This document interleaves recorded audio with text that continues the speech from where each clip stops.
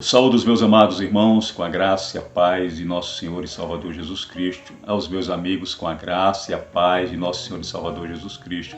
Com vocês aqui, o irmão Wellington Bernardo, trazendo mais um vídeo com um tema bem instigante, com um tema bem atual, com um tema que tem sido debatido nos nossos dias de hoje. Sempre foi, né? Quando nós voltamos 20, 30 anos atrás do movimento evangélico brasileiro, os dons espirituais sempre têm sido um ponto a se discutir, visto que existe aqueles que dizem que os dons cessaram e aqueles que dizem que não. Continuistas, cessacionistas, arminianos e calvinistas têm debatido este tema. Um pequeno adendo, irmãos, graças a Deus. Essa semana eu vi uma liderança da Igreja Presbiteriana calvinista falando a respeito desse debate tão incisivo que existe entre calvinistas e arminianos. E meus queridos, amados amigos e irmãos, para minha surpresa, o meu amado, estimado líder, um dos grandes pastores da Igreja Presbiteriana, levantando a mesma voz que a minha, e na sua encíclica ele fala como é desinteressante para a Igreja Evangélica Brasileira, para a Igreja Evangélica Cristã, para a Igreja de Cristo, esse debate. Ele diz como isso é perda de tempo. Calvinismo e arminianismo são duas teorias teológicas. São dois pontos de vista defendidos por dois grandes teólogos que, ao estudarem a Bíblia, tiveram essas impressões e os seus estudos a levaram a estas conclusões, que João Calvino e Jacó Arminio. Disse: irmãos, vamos parar com essa briga, com esse debate e com esse cisma que está se criando dentro da igreja. Irmãos, eu fiquei tão maravilhado com isso. Isso foi um irmão que me mandou no meu WhatsApp. Fiquei maravilhado com isso. Ele: meu Deus, tem sido o meu clamor aqui no meu pequenino canal falar a respeito disso, esse debate tão desnecessário que tem feito tão mal para a nossa igreja. Graças a Deus, a consciência, o Espírito Santo vem trabalhando na igreja para que nós possamos entender que tudo bem, calvinistas e arminianos têm seus pontos de vista, suas opiniões plausíveis, suas teorias teológicas, suas confissões de fé, e isso tem que ser respeitado. Não é essa, como dizia John Stott, ele dizia que essa diversidade dentro da igreja evangélica brasileira é muito bom. Ele dizia que tem várias confissões, igrejas em tudo que é lugar, que maravilha. Então, em vez de olharmos para isso como um mal em si, que possamos aproveitar de tudo isso, como disse o apóstolo Paulo, de toda essa diversidade que existe dentro da igreja, de todas essas teorias, possamos absorver o que de bom tem acontecido, o que de bom há o que aprender no meio desse movimento todo. Então, que Deus abençoe esse nobre pastor. Depois da vinheta, dons espirituais cessaram ou não? Minha opinião sobre isso.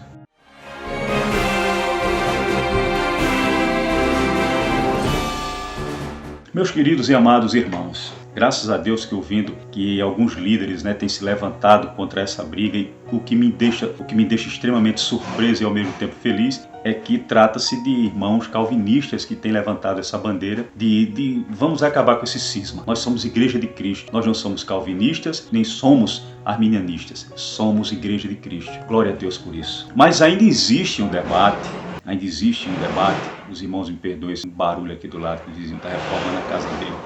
Já faz um ano que essa reforma não acaba.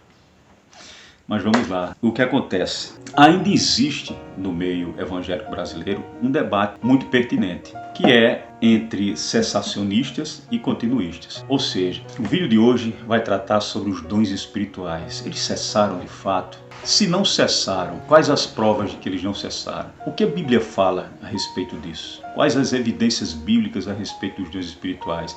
Eles faziam parte de uma época ou continuam fazendo parte da igreja atualmente? Ou eles fizeram parte da igreja numa época necessária, igreja estabelecida, cessaram e acabou os dons espirituais, acabou os anjos a serviço da igreja, acabou os fenômenos espirituais gloriosos, acabou os milagres. O povo de Deus já não tem mais esse revestimento do poder. O Espírito Santo passou a ser agora apenas uma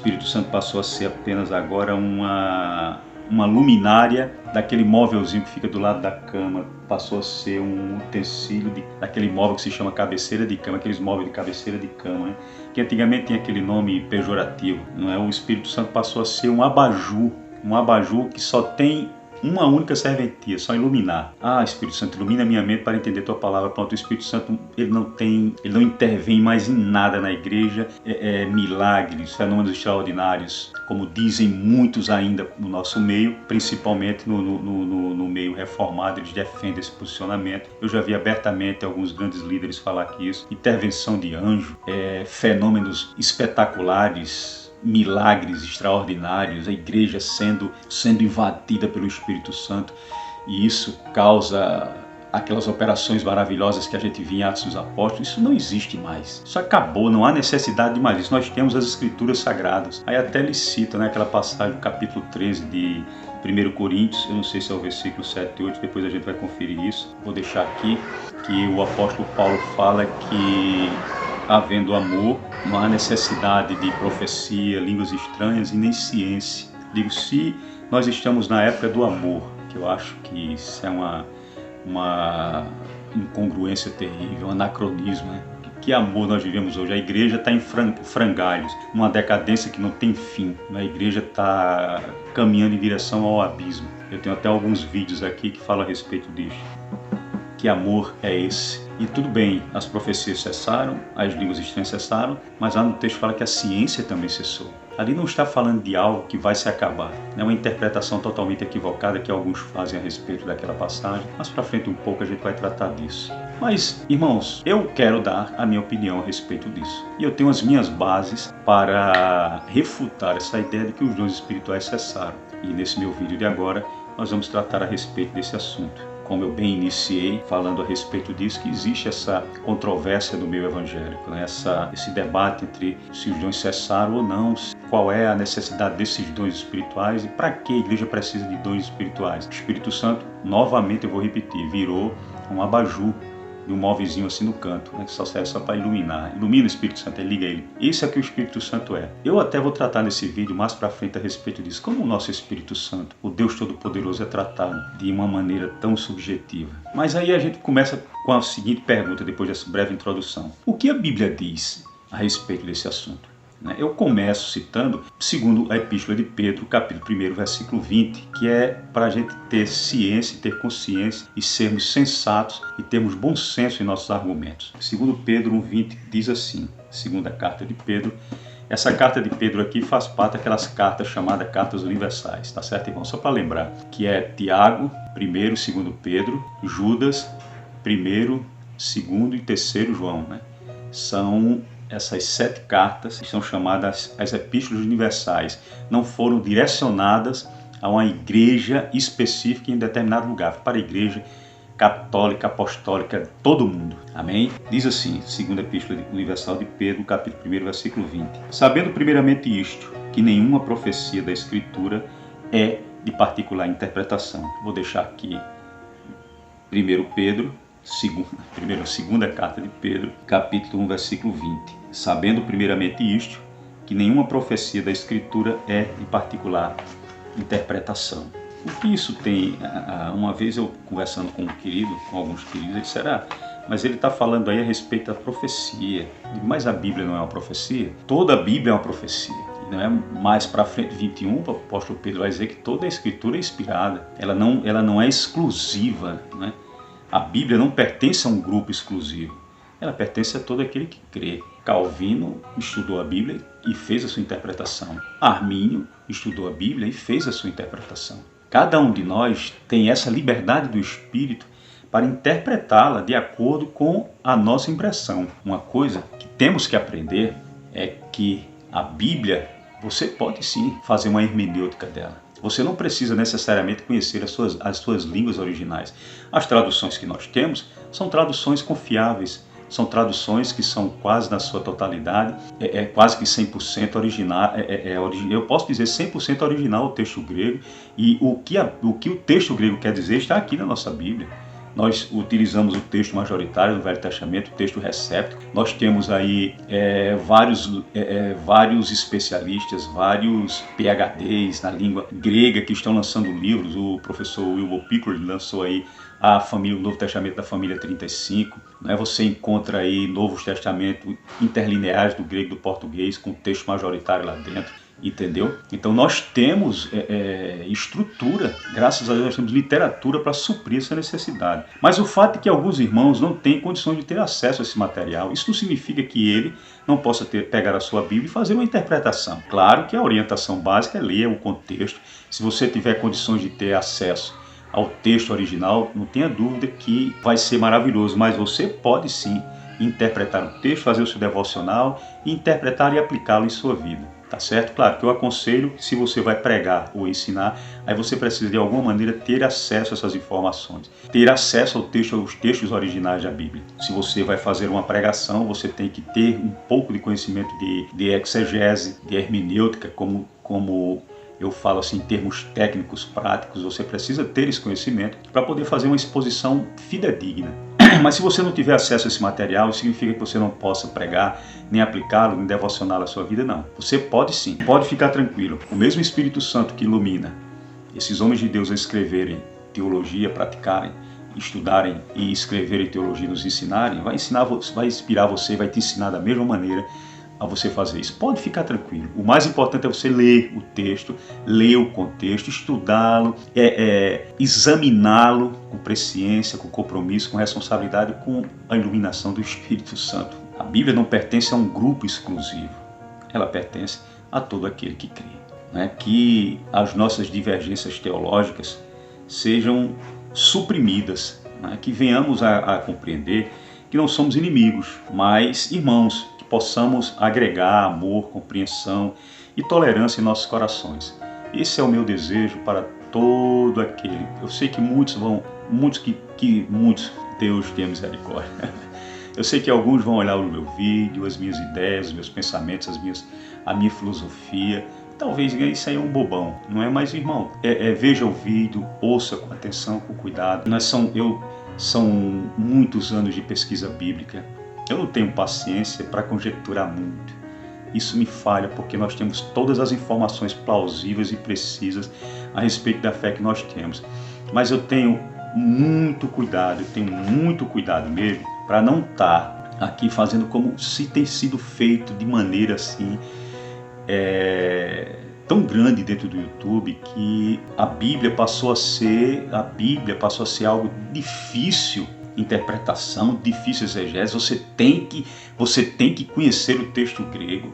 Irmãos, faça o curso conosco de texto grego e você vai descobrir que o texto que estão ensinando, que estão pregando, está errado. Meu Deus, que absurdo é esse? Era o que a Igreja Católica fazia na Idade Média. Dizia às pessoas que só quem pode interpretar a Bíblia é aqueles que têm conhecimento das línguas originais. Essa tradução aqui foi inspirada por Deus. Deus inspirou esses homens a fazer essa tradução. Como você vai pegar uma Bíblia dessa e vai dizer que não? Eu preciso ser um especialista em grego. Aí você vai num cursinho desse de grego, paga 200, 300 reais. Você sai lá, você não aprende nada, você tem uma ideia vaga do que é. Você tem uma ideia vaga, como é que você vai aprender o grego? Você vê um professor que vai numa universidade dessa aprender o grego, ele leva 4, 5, 6 anos e ainda sai de lá com o básico. É necessário que você tenha 10, 15, 20 anos para ter domínio de tudo isso. E como é que pode? Então, que Espírito Santo é esse? Quer dizer que eu tenho uma Bíblia e não posso estudá-la. Por quê? Porque eu não sei a língua original. Que conversa é essa?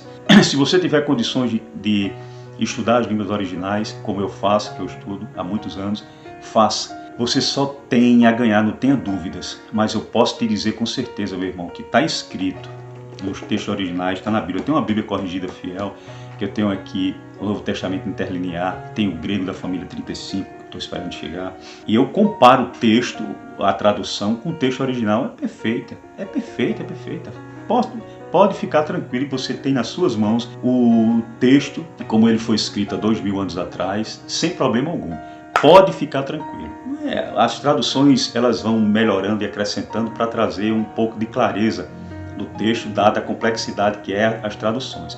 Mas posso te dizer com certeza, te afiançar, que a Bíblia que você tem à mão é perfeita. Pode ficar tranquilo.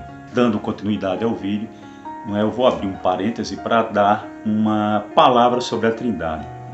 Antes da gente começar a tratar em si do assunto dons espirituais, é necessário que a gente faça essas pequenas observações, já preparando o terreno para o assunto. E agora a gente vai falar sobre a Trindade não necessariamente em profundidade.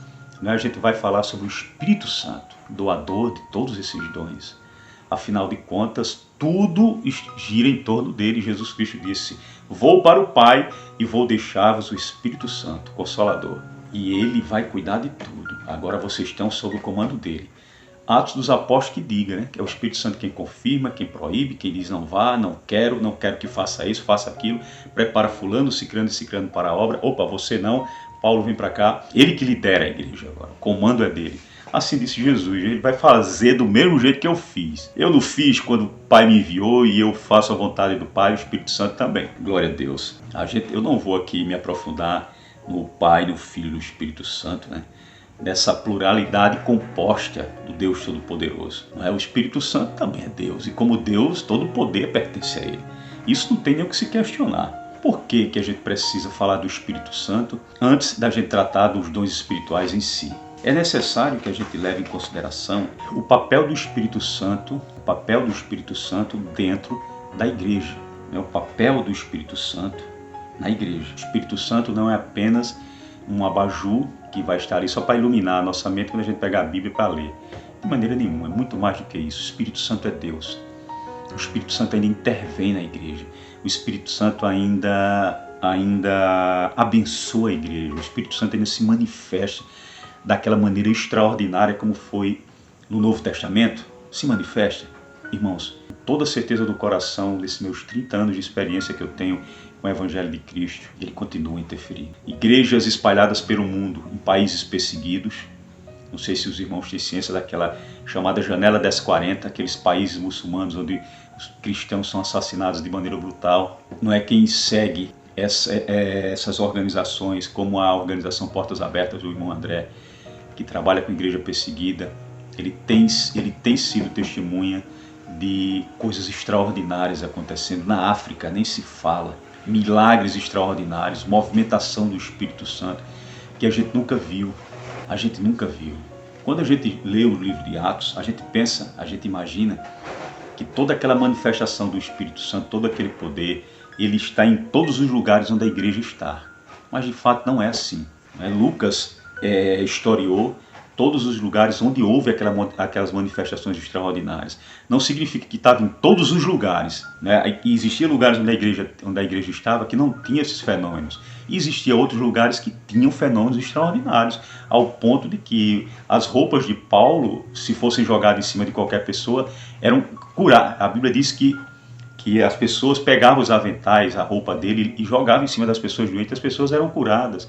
A sombra do apóstolo Pedro, onde passava, as pessoas ficavam do lado da sombra e eram curadas.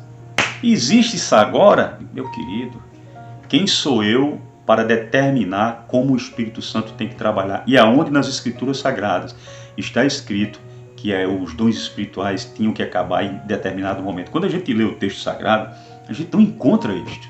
Jesus disse no capítulo 16 de João que o Espírito Santo viria para ficar com a igreja para sempre. Para sempre não é a mesma coisa de para a eternidade.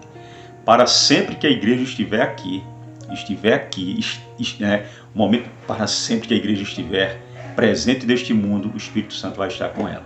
Isso é inegável nas Escrituras. Jesus disse: o Espírito Santo vai ficar convosco, vai educar vocês, vai ser mestre de vocês, vai conduzir vocês, vai abençoar vocês, e o Espírito Santo vai dar dons à igreja. E a gente precisa entender qual é a participação do Espírito Santo. A função do Espírito Santo é justamente capacitar essa igreja, preparar essa igreja. Ele já vem preparando há 2000 anos essa igreja para enfrentar o maior de nossos inimigos. Eu acho assim um tanto quanto anacrônico. Um teólogo dizia assim: olha, o Espírito Santo, todo aquele poder, eu não estou dizendo que eles dizem que negando a obra do Espírito Santo, pelo amor de Deus, eu estou falando dos dons espirituais, eles dizem que cessaram. O Espírito Santo agiu de uma maneira com a igreja primitiva, agiu de uma maneira com a igreja dos pais apostólicos, tem agido de uma maneira completamente diferente conosco em nossos dias. E eu não concordo com isso, né? Eu não concordo na minha compreensão, o Espírito Santo continua em atividade, continua agindo. A igreja é a igreja, foi igreja no passado, foi igreja no presente e será igreja no futuro. Não tenha dúvida, não importa a situação que ela esteja vivendo. Vai ser sempre igreja, vai ter sempre anjos aqui ao nosso lado, que os anjos estão a serviço de todos aqueles que andam na presença do Senhor, que aceitaram Jesus como Salvador, aqueles que são santos, os anjos estarão aqui a nosso serviço. Isso a Bíblia mostra de maneira incontestável. Eu não entendo como é que você lê o texto bíblico, vê um texto inspirado por Deus, um texto santo e sagrado, e você pega esse texto e joga ele de lado.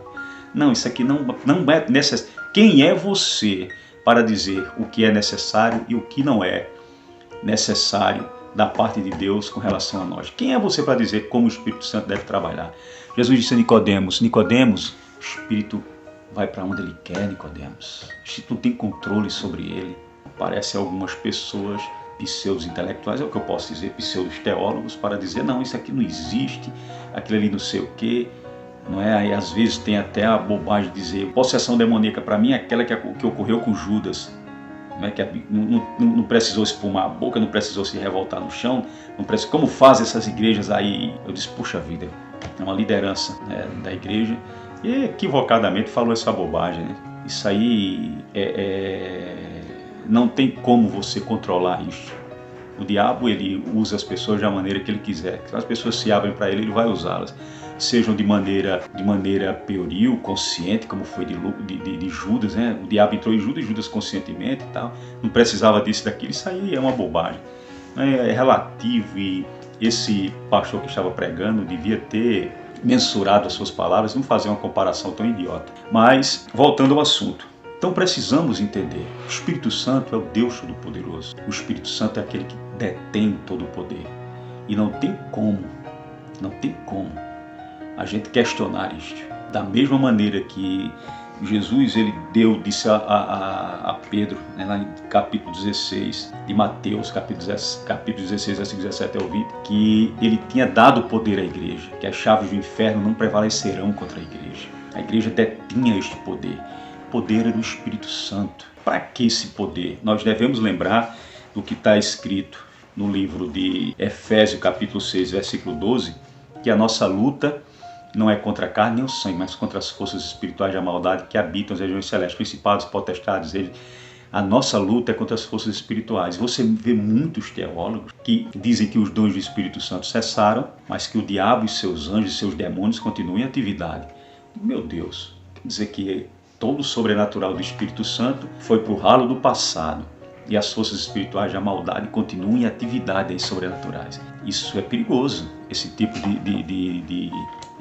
de ensino é perigoso. Né? Nós não podemos de maneira nenhuma determinar, nem dizer, Espírito Santo, você tem que trabalhar do jeito que a gente quer. É impossível, filho. Tira isso da cabeça, é idiotice. Dado para não estar fazendo outra besteira. Então, para que a igreja precisa desse poder, desses dons espirituais? É o que nós vamos saber na segunda parte deste vídeo, tá certo? Inicialmente eu quero fazer essa primeira parte, como o vídeo é muito longo, eu não quero que passe mais do que 30 minutos, eu quero que sejam vídeos curtos, que sejam mais práticos e mais fácil de você assistir o vídeo sem se cansar, tá certo? No próximo vídeo continuaremos tratando sobre os dons espirituais, né, onde nós vamos abordar os dons espirituais em si. Próximo vídeo continua.